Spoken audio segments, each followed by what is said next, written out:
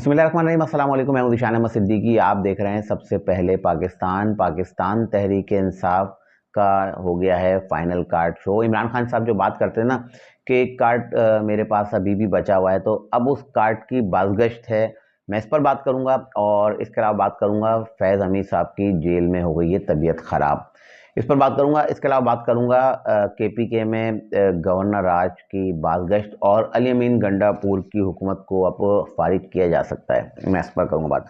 तो पहले मैं आज के व्लॉग का आगाज़ करता हूं फैज़ हमीद साहब की तबीयत से कि जेल में जो है, क्योंकि आपको पता है ना वो फ़ौजी तहवील में है, तो फ़ौजी तहवील में उनकी तबीयत ख़राब हुई और एकदम से उनकी बहुत ज़्यादा तबीयत बिगड़ी, तो उनकी फैमिली को आगाह किया गया।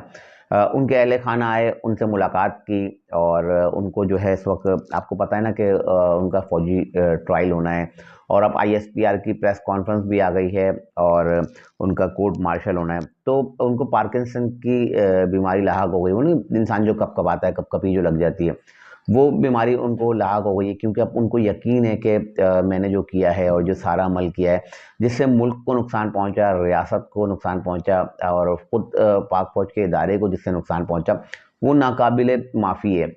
तो अब उनको पता है कि अब मुझे सज़ा जो है हर सूरत होनी है। तो अब उनकी हुई है तबीयत ख़राब, उनकी अहले खाना की मुलाकात कराई गई, तो उन्होंने उनके इलाज पर जो है इत्मीनान का इज़हार किया और उन्होंने कहा कि जो इदारे की जानिब से जो इलाज कराया है उस पर वो बड़े इत्मीनान का इज़हार कर रहे हैं और मुतमईन हैं कि इदारा उनका जो है ठीक से इलाज करा रहा है। बाकी जो कार्रवाई है वो तो एक डिपार्टमेंटल कार्रवाई है, वो तो खैर होगी। तो मैंने ये भी शेयर करता चलूँ कि उनकी तबीयत ख़राब हो गई, क्योंकि इसके बाद अभी बहुत से लोगों की अब तबीयत ख़राब होगी ना। तो मैं दूसरे तरफ आता हूँ, अली अमीन गंडापुर। अब अली अमीन गंडापुर वही काम कर रहे हैं, क्योंकि पाकिस्तान तहरीक इंसाफ में दो ग्रुप है ना, एक मफाहिमत चाहता है और एक चाहता है मज़ाहिमत। अब बैरिस्टर गौहर ले लें, अली मोहम्मद ख़ान ले लें और दीगर जो लोग हैं जो समझदार मैच्योर लोग हैं, उमर अयूब ले लें, ये लोग चाहते हैं कि मुज़ाकरात किए जाएँ और कोई रास्ता निकाला जाए। लेकिन दूसरी तरफ इमरान खान, बुशरा बीबी, अलीमा खान, गंडापुर या हमाद अज़हर और मुराद सईद, ये इस तरह के लोग हैं जो इंतशार फैलाना चाहते हैं। ये समझते हैं कि शायद रियासत पर चढ़ाई करके शायद हम अपने मकासद हासिल कर लेंगे। लेकिन इनको ये नहीं पता कि अभी मैंने फैज़ हमीद साहब का जो आपको हाल बताया, तो आपके साथ ये सब कुछ भी हो सकता है। तो अब अली अमीन गंडापुर की कल मैंने आपको बताया था कि उन्होंने तकरीर की है, उन्होंने भी वही काम किया है जो इमरान खान साहब ने किया है। अब उन्होंने भी जो रेंजर्स और पुलिस के जो एहलकार हैं केपी के अलावा, क्योंकि केपी के सबसे साफ है क्योंकि वहाँ उनकी हुकूमत है, बाकी सब जगह जो है वो समझते हैं कि गलत है। तो उन्होंने इन तमाम लोगों को जो है अपने ही सपा सालार के खिलाफ जो है बगावत पर उकसाने की कोशिश की है। यानी कि जो रेंजर्स और फौज के जो एहलकार हैं वो अपने सिपाही सालार की बात ना माने, उनसे करें बगावत। और इसके अलावा अपने लोगों को कह रहे हैं तुम मुज़ाकरात नहीं करो और उनसे इजाज़त मांग रहे हैं कि अब हम असला लेकर जाएंगे और गोली का जवाब गोली से होगा और देखेंगे कि कौन खड़ा रहता है और कौन भागता है। और इसके अलावा ख्वाजा आसिफ के लिए भी इन्होंने जो है बड़े गलत अल्फाज इस्तेमाल किए। उन्होंने कहा कि लचकीली कमर, क्योंकि इनके बाप की उम्र के होंगे, क्योंकि मैं हमेशा कहता हूँ कि बड़ों का एहतराम लाजमी होना चाहिए चाहे कोई भी हो।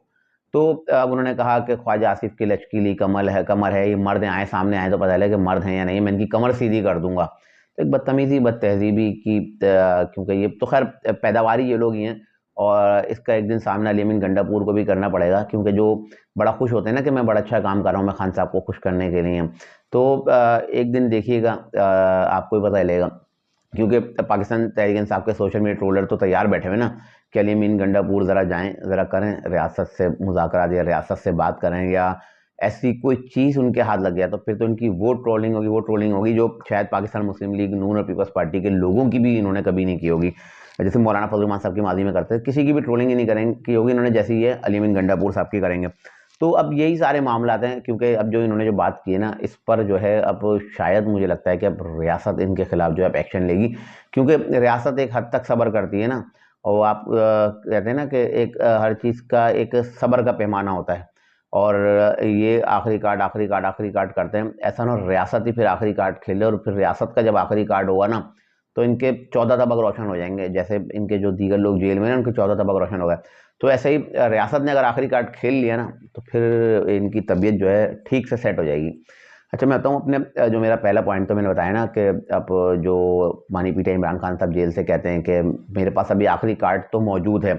अब अमेरिका में हुई है एक अहम तैनाती, आपको पता है ना अभी अमेरिका में इंतखाबात हुए हैं और डोनाल्ड ट्रम्प जो है अब नए सदर होंगे अमेरिका के। तो उन्होंने एक तैनाती की, उन्होंने रिचर्ड गर्नेल को स्पेशल एनवायर फॉरवर्ड तैनात किया है। अब रिचर्ड गर्नेल जो हैं इन्होंने 24 और 25 नवंबर को अपने अकाउंट से एक ट्वीट किया था, एक्स ट्वीट है ना, उन्होंने एक ट्वीट किया था कि रिलीज़ फॉर इमरान खान, और दूसरे इन्होंने एक और ट्वीट किया था जिसमें उन्होंने कहा था कि जैसे यहाँ डोनाल्ड ट्रंप के लिए लोग निकले हैं, ऐसे ही पाकिस्तान में इमरान खान के लिए निकले, वही जुल्म इमरान खान साहब के साथ पाकिस्तान में हो रहा है। अच्छा, अब रिचर्ड गर्नेल की तैनाती जब हुई है स्पेशल एनवायर फॉरवर्ड के लिए, तो आप पाकिस्तान तहरीक इंसाफ के लोगों ने मनाना शुरू कर दिया जश्न कि सारा काम हो गया है, और अब हमारा जो है जो बंदा वो आने वाला है, और हमारा बंदा जैसे ही आएगा और उसके बाद जो है खान साहब बाहर होंगे और वज़ीर आज़म होंगे, और रिचर्ड गर्नेल जो है फौरी आसिम मुनीर साहब को कॉल करेगा और उनको कहेगा कि चलो जी खान साहब को बाहर निकालो और इनको वज़ीर आज़म बनाओ। तो अब यूके के में जो पाकिस्तान तहरीक इंसाफ के लोग हैं, इसके अलावा यूएसए में जो लोग हैं पाकिस्तान तहरीक इंसाफ के लोग, वो जश्न मना रहे हैं, खुशियाँ मना रहे हैं कि भाई अब जो है हमारा काम हो गया। रिचर्ड गर्नेल जिसने कहा था रिलीज़ फॉर इमरान खान, और उसने बड़ा सपोर्ट किया, उसने कहा कि जो ट्रंप के साथ हो रहा है वही इमरान खान के साथ पाकिस्तान में हो रहा है। अब अगर हम बात करें, जब इमरान खान साहब साइफर लहराते हैं तो उस वक्त जो है अमेरिकी गुलामी नामंजूर था, एब्सोल्युटली नॉट था, और डोनाल्ड लू करे तो गद्दारी, अब अगर रिचर्ड गर्नेल करेगा तो ये वफादारी। तो मतलब अब अजीब सी मनता के पाकिस्तान तहरीक इंसाफ के जो सपोर्टर्स हैं और चाहने वाले हैं, इससे पहले ये पाकिस्तान तहरीक इंसाफ के लोग ही कहते हैं ना अमेरिकी गुलामी नामंजूर। तो अब रिचर्ड गर्नेल के जो है अब ये इनको जो तैनाती हुई इसके बाद, तो अब इन्होंने कहा कि अमेरिकी गुलामी भी मंजूर है, सब मंजूर है, लेकिन खान साहब को बाहर ले आओ।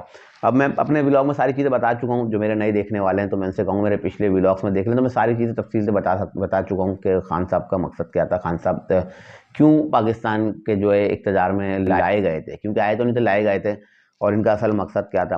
तो अब पाकिस्तान तहरीक इंसाफ के जो लोग हैं वो कह रहे हैं कि ये इमरान खान साहब का आखिरी कार्ड तो यही था। अब इमरान खान का आखिरी कार्ड रिचर्ड गर्नेल की तैनाती थी, डोनाल्ड ट्रंप का सदर बनना था। तो बहरहाल मुझे नहीं लगता कि हाफिज़ मुनीर साहब जो हमारे इस वक्त के सिपाही सालार हैं, आर्मी चीफ हैं, मुझे नहीं लगता कि वो अमेरिका को कोई घास डालेंगे, और अमेरिका को भी अब वो कह देंगे एब्सोल्युटली नॉट, ये हमारा अंदरूनी मामला है, आप अपना काम करो और हमें हमारा काम करने दो। तो ये थी आज की चंद इंतहाई अहम खबरें जिसके साथ मैं हाजिर होता इंशाल्लाह मज़ीद खबरों और नए तजज़िये के साथ फिर हाजिर हूँगा। तब तक ले आ दीजिए, अल्लाह हाफ़िज़।